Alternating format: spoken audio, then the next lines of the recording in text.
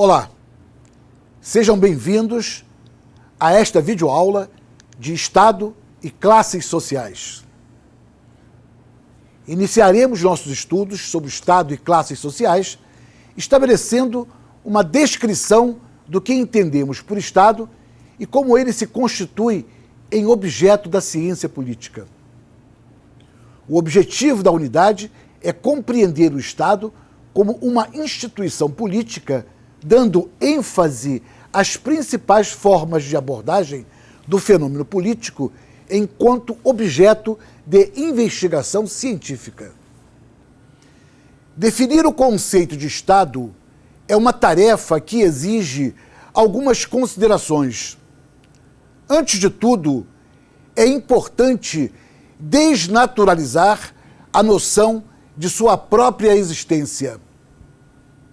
O Estado é uma criação, uma instituição humana e que, portanto, não existiu sempre e, menos ainda, se constitui como o único modelo de organização social.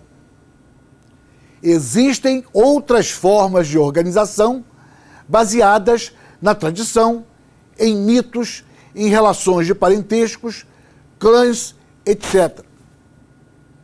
O antropólogo francês Pierre Clastres, no livro Sociedades contra o Estado, dedicou-se a estudar sociedades que não se organizaram tendo como base a instituição política do Estado.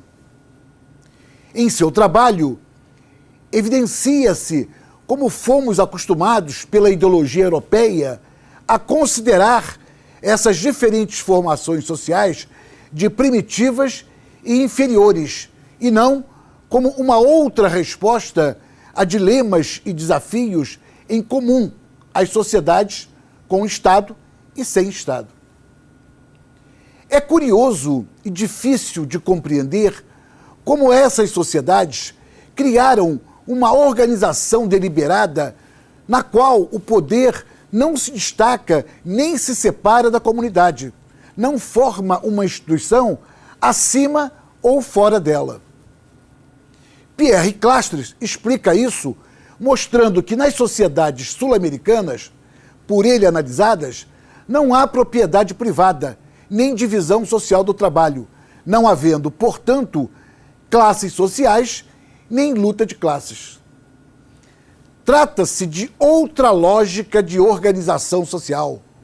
A propriedade é comum a todos os membros sociais. Por isso, o que se tem é uma comunidade e o trabalho se divide por sexo ou idade.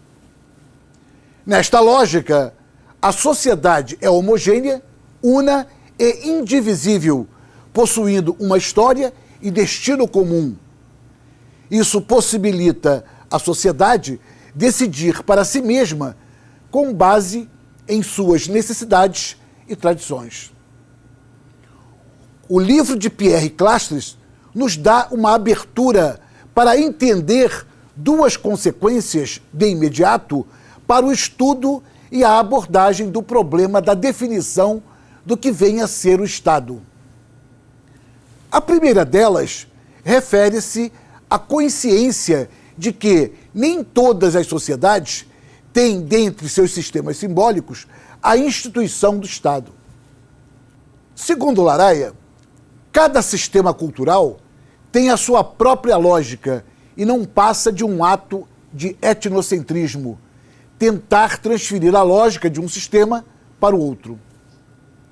Lamentavelmente, a tendência mais corrente é olhar para essas diferenças numa perspectiva comparativa que estabelece comparações e gradações entre superiores e inferiores, civilizados e primitivos, ou ainda desenvolvidos e subdesenvolvidos.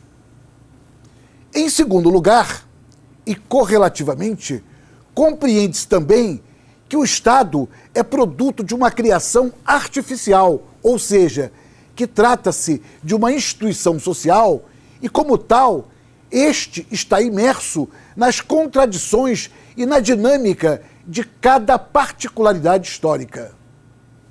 O conceito de política, na visão contemporânea, generalizada, define a política como algo pejorativo, perverso, perigoso, fraudulento, corrupção, distante de nós, sobretudo como uma atribuição exclusiva do Estado e praticada por políticos profissionais. A palavra política é usada de diversas formas que não se referem necessariamente ao seu sentido fundamental.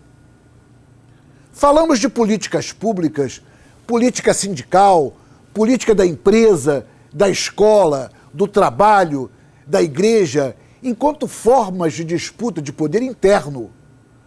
Mas, afinal, como identificar o que vem a ser política? A política pode ser descrita de várias maneiras, como dizendo respeito ao poder, lidando com a resolução de conflitos ou fornecendo mecanismos para a tomada de posições e decisões. A política foi uma resposta dos homens para lidar com os seus diferentes interesses e conflitos, sem que, para isso, tivesse que declarar a guerra generalizada com o uso da violência e do extermínio recíproco. É um consenso na área das ciências sociais que a política é uma criação artificial, resultado da capacidade do homem de inventar conceitos e convenções sociais. A capacidade infinita de formulações gera diferentes culturas, formas de deliberar, de decidir em grupo, negociar, discutir, representar e ser representado em grupo.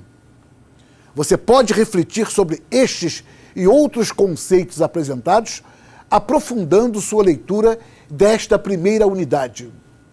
Continuaremos nossa caminhada na segunda unidade de estudos. Abraços e até lá!